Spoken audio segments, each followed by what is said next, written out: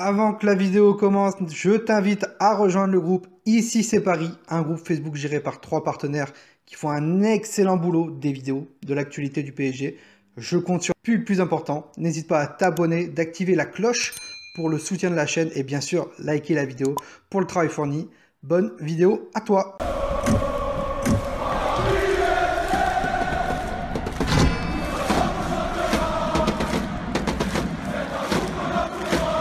Parisiens, parisiennes, bonjour à tous. Petite vidéo pour aujourd'hui, comme vous avez pu le voir. Bon bah hier, on s'est coupé les cheveux, mais surtout hier, victoire du Paris Saint-Germain 6-1 face à Angers.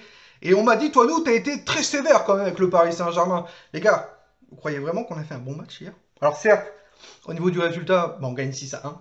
Ça, il n'y a pas de souci sur ça, on gagne 6-1, on les écrase. Mais les gars, c'est Angers. C'est Angers, c'est le SCO d'Angers. Bon, ils sont 8e de Ligue 1, d'accord, il n'y a pas de souci. Mais ce que vous avez vu d'Angers hier, bah, ils n'ont rien proposé. Offensivement, ils ont eu 2 occasions, où ils ont failli en mettre 2, d'accord. Merci Navas pour ça. Mais défensivement, ils avaient une défense à 5. Je me suis dit, ça va pas passer, ils vont mettre le bus. Ben là, ils ont tenté des choses, comme Reims. Ah, mais ils ont tenté des choses, mais le problème, c'est que défensivement, bah, c'était très jeune. Et ça n'a pas été le ça, tu vois, ça n'a pas été top top, quoi. Donc derrière, nous, avec nos individualités, eh ben, on les a remis en place, voilà pourquoi on a gagné 6-1 et qu'ils ont eu un petit bémol, surtout sur le côté gauche, parce que je crois qu'il y a 3 ou 4 buts qui passent sur le côté gauche. Voilà. Donc pour le match, c'est ça, et je veux revenir surtout après pour l'après-match. Je m'attendais réellement, et je l'avais fait un tweet juste avant le match, que Leonardo parle après ce match. Il a parlé. Clairement, Leonardo est revenu sur le discours de Thomas Tuchel jeudi, où clairement il s'attendait à des recrues, voilà, et que ça allait être très compliqué s'il n'y avait pas de recrues. Voilà. Chose que la direction du Paris Saint-Germain n'a pas aimé, et Leonardo l'a fait comprendre directement dans les médias. Donc il y a les pro-Tourelle et il y a les pro-Leonardo. Je vous dis clairement que quand je vais sur Twitter, c'est les deux, ça fuse, hein. Il y en a qui sont contre Tourelle, il y en a qui sont contre Leonardo. Leonardo, depuis qu'il est arrivé au Paris Saint-Germain, c'est de la merde. Tourelle, depuis qu'il est arrivé au Paris Saint-Germain, c'est de la merde. Et moi, ben, je me positionne un peu côté contre notre cher ami Thomas Tuchel. Pourquoi? Leonardo, si vous le connaissez très très bien, c'est un excellent directeur sportif. Il fait des fautes, mais c'est un excellent directeur sportif. On l'a toujours jugé et on l'a dit que Leonardo, bah, au niveau achat, si t'as pas de problème avec le fair play financier, pas de problème avec le Covid, il te fait un mercato royal. Enfin, tu peux fermer les yeux et dire j'ai confiance en Leonardo. Mais là, le problème, c'est qu'il y a la crise Covid et que le Paris Saint-Germain a eu des pertes d'argent. Voilà, un peu plus de 150 millions d'euros. Donc, il faut vendre. Voilà. Même si cet argent va être renfloué grâce au sponsoring, au sponsor pardon, de ce qu'il va avoir sur l'année 2020-2021, d'accord? Il faut quand même renflouir cet argent. Voilà, qui va être vite renfloué, pardon. Mais il faut vendre quand même. Voilà pourquoi on n'a pas prolongé Vincent Cavani, voilà pourquoi on n'a pas prolongé Thiago Silva. Enfin, on n'a pas voulu.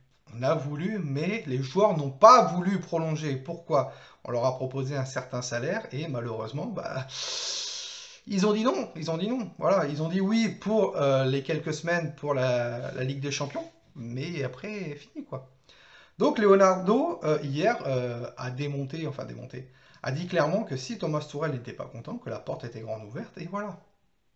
Derrière, on a évoqué le cas Aouar, où il a dit que c'est juste un rêve, et que pour l'instant, bah, c'est un rêve, quoi, c'est tout. Et actuellement, le Paris Saint-Germain ne peut pas s'offrir Aouar. Voilà. Même un prêt avec option d'achat pour l'année prochaine, et ça aurait pu être pareil pour le cas du petit Kamavinga. Un prêt avec option d'achat, voilà, tu l'achètes, voilà. Tu l'achètes, je sais pas moi, après, et l'année prochaine, bah, tu le récupères. Pourquoi pas?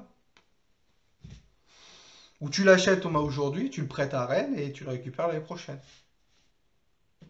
Voilà. Donc, moi, je vous dis mon avis. Je suis pas ce qui s'est passé avec Thomas Tuchel, je suis un peu le cul entre deux chaises. Je suis d'accord quand Thomas Tuchel nous dit qu'il faut se renforcer. Je suis totalement d'accord, même si derrière, notre cher ami Leonardo nous a dit il y aura des ventes et il faudra qu'on soit créatif au niveau des arrivées. Il faut se renforcer, on a perdu beaucoup d'argent et il y a encore des joueurs qui partent parce que il y a des prêts à gogo qui sont en train de partir. Là, on a eu Boulka, on a eu Innocent qui est parti à Rennes, à Caen, pardon, avec une option d'achat à 1 ou 2 millions, je crois, pour l'année prochaine. Et on a le petit Kalimundo qui risque de partir aussi. Donc il y a des bémols sur certains postes, et surtout en attaque et au milieu de terrain. En défense, je me mets en stand-by parce que si on recrute en défense, il va nous mettre le petit Toto, notre cher ami Marquinhos en défense. Chose que je veux, Marquinhos en 6. Chose que je ne veux pas. Voilà. Donc, attendons de voir. Le mercato n'est pas fini, il se termine lundi, on est samedi. Attendons de voir ce que Leonardo nous prépare et peut-être s'il n'y a pas de recrues, malheureusement, ce sera comme ça. On sera en difficulté au niveau joueur et il faudra peut-être faire appel à des jeunes. Voilà. Faire appel à des jeunes, à bricoler, même si je suis quelqu'un qui n'aime pas trop, enfin, j'aime pas trop que l'équipe soit bricolée. Voilà. Moi, je veux que, par exemple, un attaquant, il soit doublé par un attaquant. Voilà. Et donc, de côté, il y a toujours eu des problèmes avec Thomas Tuchel. Regardez avec Dortmund. Quand ils ont libéré Thomas Tuchel, c'est que Thomas Tuchel a été à l'encontre de ses dirigeants et que, donc je ne sais plus c'était quoi. Je crois que c'était quand il y a eu le bus de Dortmund s'est fait attaquer pour les quarts de finale ou les quarts de finale de la Ligue des Champions face à Monaco et que Thomas Tuchel ne voulait pas jouer le match le jour J, enfin le lendemain. Et que cette direction avait dit oui. C'est un truc comme ça, je crois. Et il y a eu pareil avec les recrues et tout, etc. Il y a toujours eu des problèmes avec Thomas Tuchel, et quand il est arrivé, on l'a dit, que faire attention, Thomas Tuchel parle beaucoup contre sa direction. Ce soir, enfin hier, ça a été le cas aussi. Voilà pourquoi Leonardo l'a recadré. Malheureusement, pour moi, ils auraient pu faire ça en interne quand même. Leonardo parle avec... Thomas Tuchel parle comme quoi il faut des recrues. Je pense que Leonardo le comprend qu'il faut des recrues pour se renforcer. Il a même dit dans le Cala Football Club qu'il faut se renforcer quand même si on a une chance de gagner la Ligue des Champions. Voilà. Pareil pour la Ligue des Champions, on a un peu couvert Thomas Tuchel qui était un peu l'arbre. Et derrière, tu as Leonardo, la direction. Là, l'arbre, il est en train de se couper directement. Je pense que Thomas Tuchel, s'il continue comme ça, il a quelques mois encore à survivre. Et je ne pense pas que Thomas Tuchel se fera licencier. Le Paris Saint-Germain ne veut pas perdre d'argent pour rien, mais la direction essaiera de le faire démissionner, surtout. Voilà.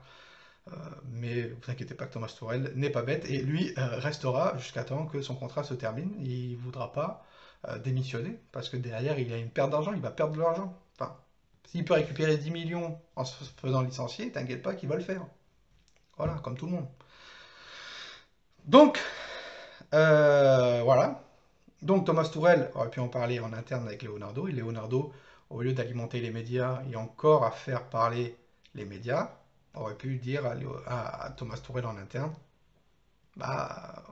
tais-toi. Tais-toi clairement. Si t'es pas content, casse-toi. Voilà, c'est tout. Là, il l'a dit dans les médias, et vous inquiétez pas que les médias ils sont en train de se régaler. C'est comme nous, youtubeurs, on fait des vidéos sur le Paris Saint-Germain, on est en train de se régaler parce que ça nous alimente de l'actualité du Paris Saint-Germain et on fait des vidéos pour casser la croûte, pour manger. Donc voilà. Donc vous, dites-moi ce que vous avez pensé sur les déclarations de Leonardo hier soir après le match. Voilà, dites-moi ça en commentaire. Et surtout, est-ce que vous voyez encore Thomas Tuchel en tant qu'entraîneur l'année prochaine? Ça va être très compliqué, je pense. S'il n'est pas parti, c'est qu'on va garder le même style de jeu pendant des mois jusqu'à la fin de son contrat, donc qui est en juin 2021. Ça va être dur. Ça va être dur. Et comme dit Ayoub, j'ai peur aussi, surtout en Ligue des Champions. Voilà, surtout avec le style de jeu qu'on a vu hier, avec un rythme très très lent où j'ai failli m'endormir. Voilà, sur ce, Parisiens, Parisiennes, n'hésitez pas à liker la vidéo, à vous abonner, et nous on se retrouve demain pour une prochaine, demain ou après-demain, où on va suivre le mercato, vous inquiétez pas, pour une prochaine vidéo. C'était toi, nous. Ici, c'est Paris, et Paris, c'est magique. On est tous des cousins germains, supporters, levez tous vos mains, tous unis dans le parc des princes pour supporter le Paris Saint-Germain.